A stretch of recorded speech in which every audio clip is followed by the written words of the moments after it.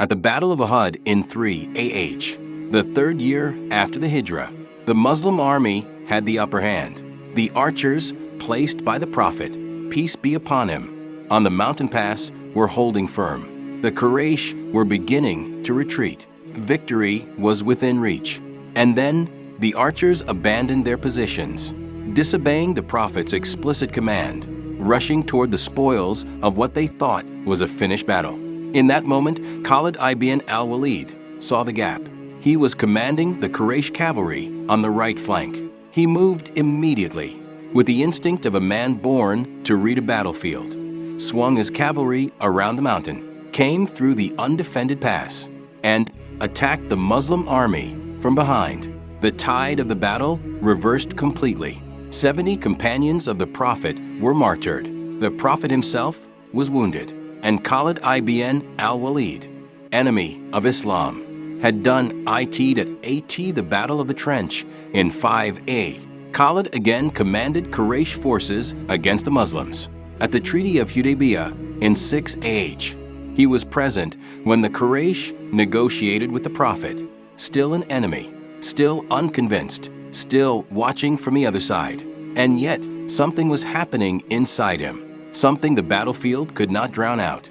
In later narrations, Khalid himself described a growing unease. He had seen too much. He had watched Islam survive things that should have destroyed it. He had watched the Prophet's composure, his mercy, his absolute certainty. He had watched men die for this faith with smiles on their faces. He was the most gifted military mind in Arabia, and his military mind was telling him something his pride had refused to accept. This movement was not going to be defeated, and a man of his intelligence knew what that meant. The conversion of Khalid ibn al-Walid is one of the most dramatic turning points in the early history of Islam. It happened in the 8th year after the Hijrah, 629 CE, approximately 2 years after the Treaty of Hudaybiyah. Khalid made the journey to Medina. He met the Prophet, peace be upon him, in person, not across a battlefield, not through intermediaries, but face to face. He declared the Shahada. He accepted Islam. The Prophet, may peace be upon him, received him with extraordinary warmth. In the narration recorded by Ibn Hisham, the Prophet said to him, "I had hoped that your intelligence would not lead you to anything but good." He saw in Khalid what Khalid had always been, a man of rare capacity, and he saw that capacity now aligned with truth. The Prophet made a supplication, "O Allah, forgive Khalid ibn al-Walid for every obstacle he placed between himself and your path." In that prayer, the entire past was addressed: the Battle of Uhud, the 70 martyrs, the wounded Prophet, the years of opposition. The prayer of the Prophet, peace be upon him, covered all of it, because Islam does not merely tolerate former enemies, it transforms them. And in the case of Khalid ibn al-Walid, the transformation produced the most devastating military instrument in the history of early Islam. He converted alongside 2 others who would become giants of Islamic history: Amr ibn al-As, the future conqueror of Egypt, and Uthman ibn Talha, the custodian of the keys of the Kaaba. 3 men, all former opponents, all converted within weeks of each other. The Prophet's companions were cautious, understandably so.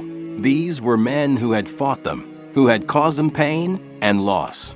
But the Prophet, peace be upon him, accepted them without reservation and appointed Khalid to military command almost immediately. He saw what others were still adjusting to seeing. The sword had changed hands, and the battles it would now fight were on the other side. Within months of his conversion, Khalid ibn al-Walid was tested in a way that would have broken lesser men.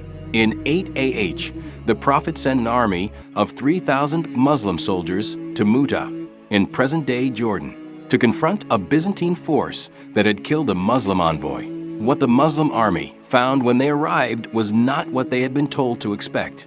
The Byzantine force numbered somewhere between 100,000 and 200,000 soldiers. Accounts vary, but the disproportion was catastrophic: 3,000 against 100,000 minimum. In that army were the greatest companions of the Prophet. Zayd ibn Haritha, the Prophet's adopted son, commanded. He was killed. Ja'far ibn Abi Talib, the Prophet's cousin, described as among the most beloved people to him, took the flag. His right arm was cut off. He held the flag with his left. His left arm was cut off. He held it to his chest until he fell. He was martyred with over 90 wounds on the front of his body. Abdullah ibn Rawaha took the flag. He was killed. 3 commanders, 3 martyrdoms, in rapid succession. Then Khalid ibn al-Walid took the flag. He had been a Muslim for months. This was his first battle under the banner of Islam, and it was a catastrophe in progress.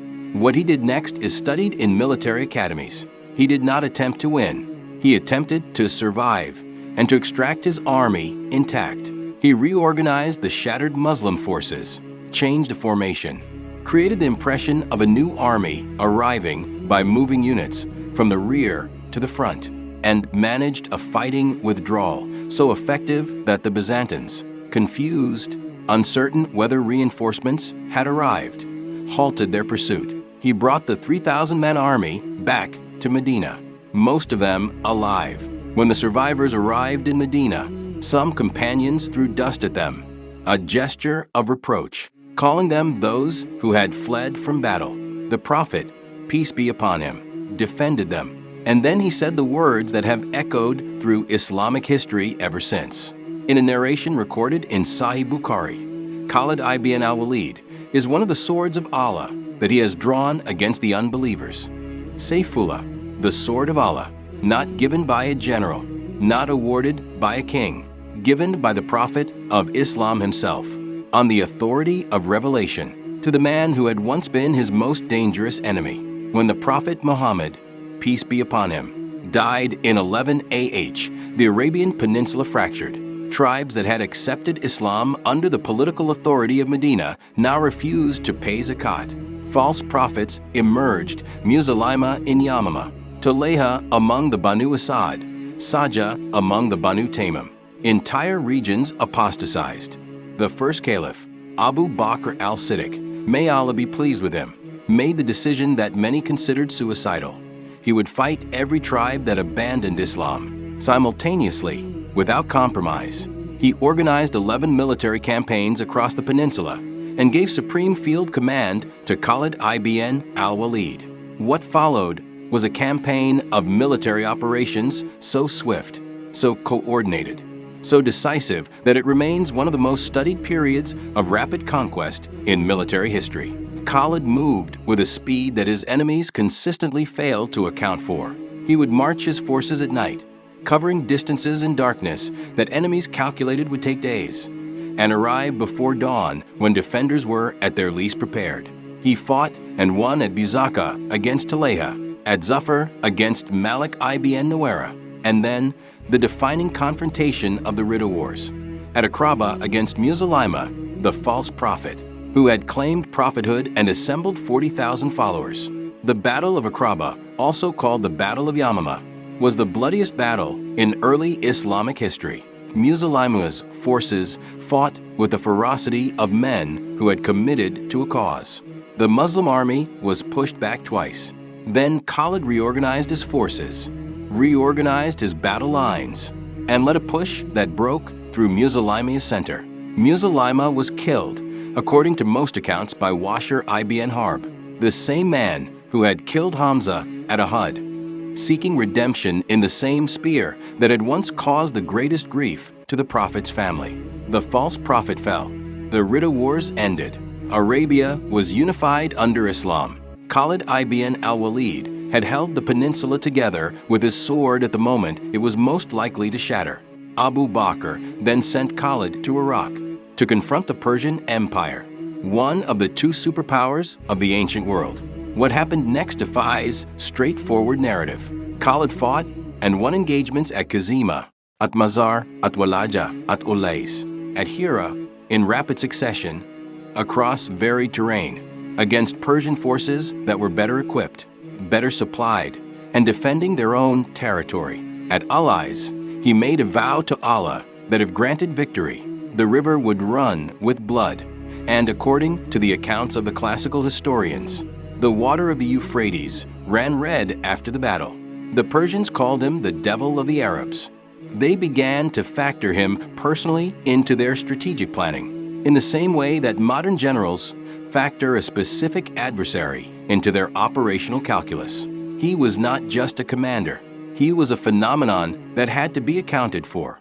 Then came the order that no other general in history might have obeyed without resistance. In 12 AH, Abu Bakr issued an unprecedented directive.